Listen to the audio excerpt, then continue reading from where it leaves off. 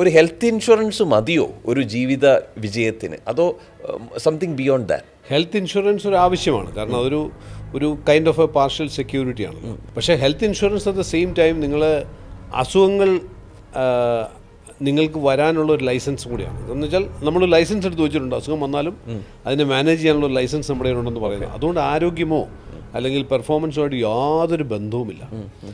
Even കോർപ്പറേറ്റുകളിൽ പോലും നമ്മളിപ്പോൾ ഈ വെൽനെസ്സിനെ കുറിച്ചൊക്കെ സംസാരിക്കുന്ന സമയത്ത് പല കോർപ്പറേറ്റ്സിലും HR ഹെഡ്സൊക്കെ പറയാറുണ്ട്, ഞങ്ങളുടെ എല്ലാ എംപ്ലോയീസിനും ഹെൽത്ത് ഇൻഷുറൻസ് ഉണ്ട്. അതെ അതെ.